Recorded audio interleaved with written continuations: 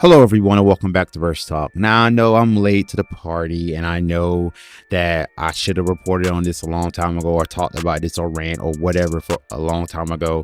But, I had to move and all that other stupid stuff. But now I'm back, and this article from June 20th, 2023 regarding JonathanMajors just came in time, and now I'm back and I'm ready to give my third epic rant on the JonathanMajors allegations. Now, first things first, I did not know that his charges are that of a damn misdemeanor. Are you fucking serious? This man losing everything, getting in trouble, could possibly place 1 year in jail over a misdemeanor? You have got to be fucking kidding me. Now, up to this point, JonathanMajors has superb legal representation.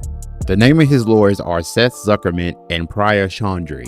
Chaudhry has stated that she hoped that the misdemeanor assault charges will be dropped by Manhattan prosecutors. But she also said that Jonathan will still eager to prove his innocence to the jury. So tell me something. Why would a guilty man will be eager to prove his innocence to a jury if he was guilty? If he was guilty, he would have probably tried to sell it out of court somehow. Now, we all know the story of how things went down. Grace Jabari, that's the name of his ex-girlfriend. She tried to take his phone and things got kind of physical, and I guess she hurt herself, but she claims that Jonathan assaulted her. Now, speaking of Grace grabbing Jonathan's phone, now I believe that the woman that he was texting and what made Grace get all upset and whatnot was the fact that he was texting his future girlfriend at the time, Megan Good. Now, it be your own people again, because I see women on TikTok, mainly black women, going in on Megan Good because she is with Jonathan during this tough time.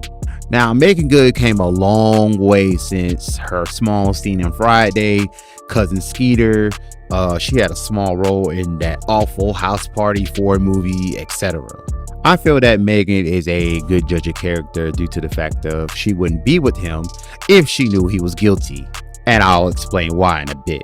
Anyway, Chaudhry alleged in the letter that the evidence suggested that Jabari injured herself some of 7 hours after the midnight fight when Jabari took a fall while alone in Major's penthouse apartment after drinking and taking sleeping pills. Now, if that don't give crazy bitch vibes, I don't know what will. However, the evidence that Chaudhry shared did not show Jabari was injured or the entirety of the fight between Jabari and Majors that is the center of the misdemeanor charges. It did, however, support the lawyer's contention that Jabari's ear and finger were uninjured in the hours after the fight. Chaudhry continued that Jabari said, "I didn't know" 19 times when asked by arriving medics and cops how she was injured, citing police body-worn cameras footage taken at the penthouse and turned over to the defense by prosecutors. I smell a motherfucking cover-up. Now, Chaudhry says there are 2 witnesses that can testify to prove Jonathan's innocence. So first we have the driver that's willing to testify, but his name will not be published due to, privacy. He wasn't directly employed by Majors, but instead he worked for Black Lane, an upscale private black car company. The driver stated that Majors never raised his voice or hand against Jabari as they argued inside his car or after he pulled the car over and the dispute spilled out onto the busy street corner. So basically, the driver saw and heard everything. Now, if I've seen many movies or TV shows centered around court cases, I'm willing to bet that they're going to try to coerce this man, scare this man, or buy him off.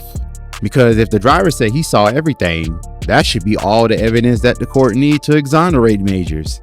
There was also street surveillance video viewed by Insider that appears to sustain at least some of the driver's accounts and shows Majors repeatedly trying to flee from Jabari as she pulls at his coat. I told you that bitch was crazy. I told you, but it gets worse from here on her part. Now, with all that shit going on, Jonathan still had the composure to greet a fan and take a selfie with them.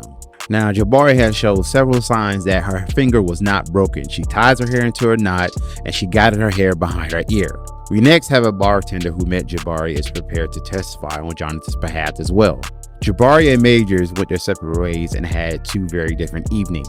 Jabari, on the other hand, befriended the 3 passerbys who witnessed the fight and went to the club Lucy's and had a good time apparently. because there's a timestamp video inside Lucy's nightclub obtained by Chandra showing dancing, drinking with her new acquaintances, and charging their drinks, including rounds of shots at an $800 bottle of champagne to JonathanMajors' credit card.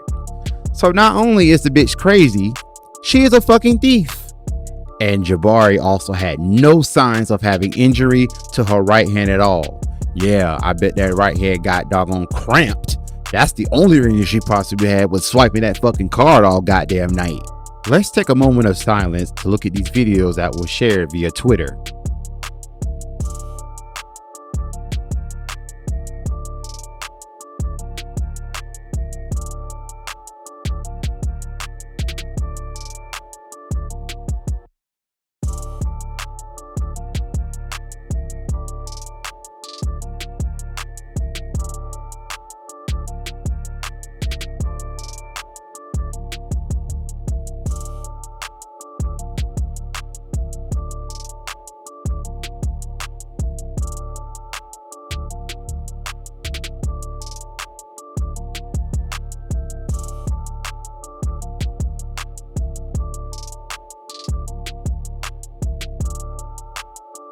Shortly after 3 a.m., we get the infamous breakup text.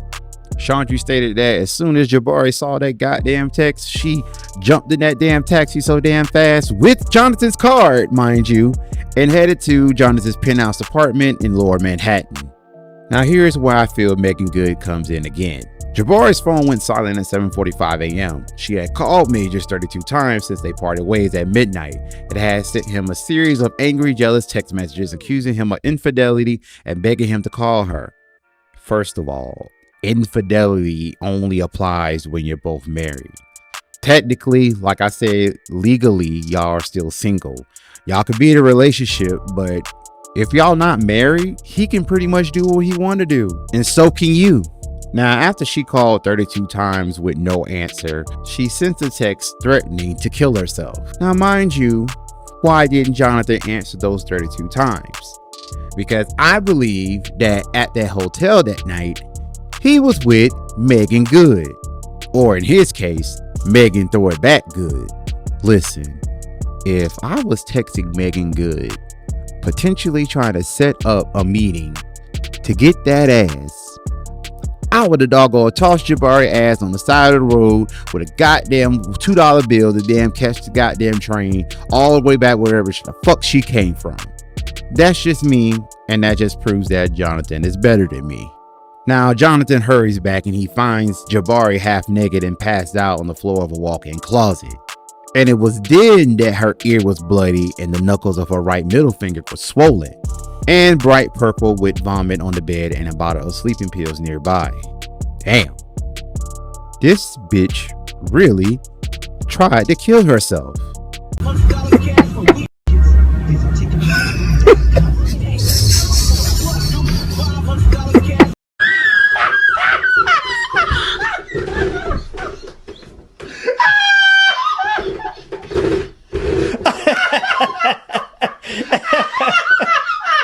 You, bro.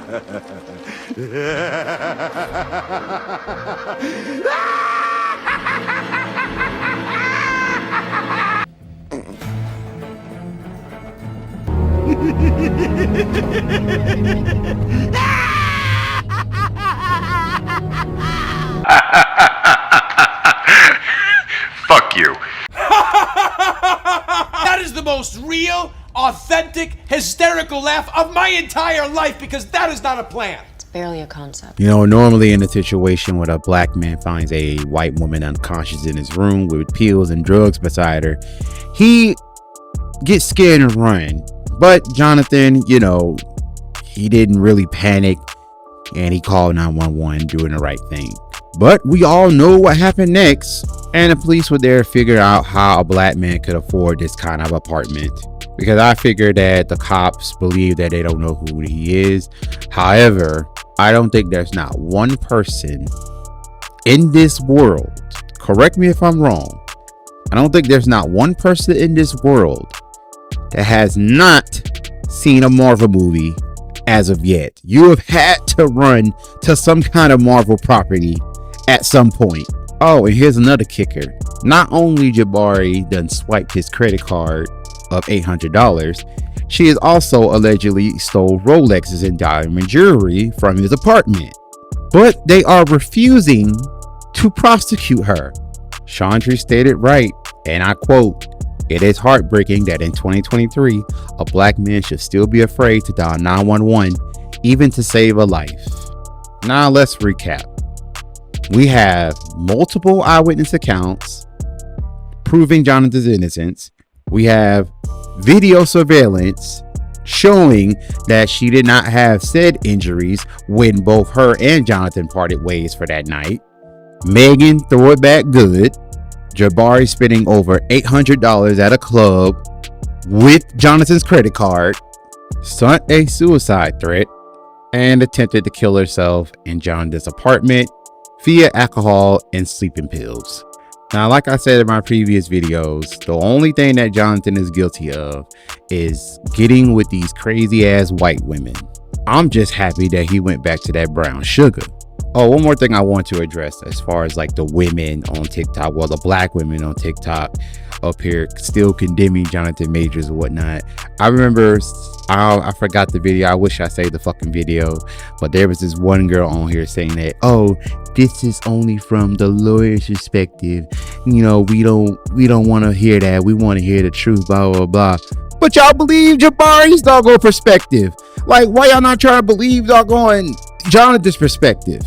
But like I said in my previous video, I believe that Jonathan has good representation, legal representation at that, due to the fact that he has said nothing about this until he entered court that week. Jonathan Majors' trial case is set to start on August 3rd of 2023. If he's guilty, if they find him guilty based on evidence and hearsay and the testimony of a crying white woman, he will just probably get, probation and pay a big ass fine to the city of New York. But if he's innocent, and if he is innocent, no. Let me take that back. When they find him innocent, hell, he'll still have to pay a fine within the doggone city because, court costs or whatever. But all you people that discredit Jonathan Majors' name and, threw his name in the dirt, whatnot, I hope he sue y'all asses off. I hope he pulls a 50 Cent on y'all. Y'all better be glad that it wasn't 50 Cent that was in this doggone trial or whatnot, or in this case or whatnot. And if he wins the case, he's coming after all of you. I will hope that Jonathan will do the same fucking thing. I would pay all this damn money to okay, who's this person? Okay, who's that person? Okay, we find out who they are. Sue their ass. Okay, sue them. Okay, sue them. Sue they fucking balls off to where that they children can't go to fucking college. You gonna learn not to doggone run your mouth without knowing all the goddamn facts. Especially if one of your own is being hemmed up in a situation that's kind of like impossible for a regular black man to get out of. You just want to throw his name in the dirt because it's safe, because it gets you clicks and likes. I don't care if this video gets me clicks and likes or not. I'm just throwing my opinions out there, and I will stand behind Jonathan Majors no matter what, because he's a black man like myself. But I forgot to ask, what do you guys think of this whole Jonathan Majors situation? Do you think it is a setup? Do you think Jonathan should have just dated black women from the beginning? Or you think that he's going to get off unscathed? Let me know in the comments. That's all for today. Thank you guys for watching. Don't forget to like, subscribe, and share. And I will see you all next time. Hello, everyone. Real quick, I had just seen this today as I was editing this video, and it seems to as though since the evidence was presented yesterday in court, or during court and whatnot, Jonathan Majors scores a victory as ex-girlfriend is arrested for assault. Now, I don't know how true this is, but if it is true, we have got a victory.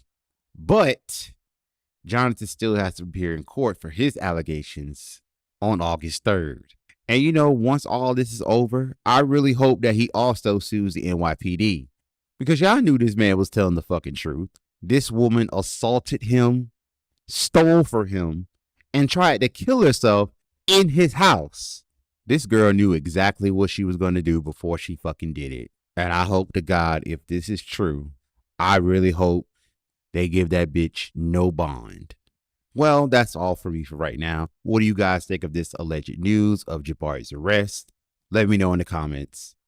That's all for today. Again, thank you guys for watching. Don't forget to like, subscribe, and share. And I will see you all next time.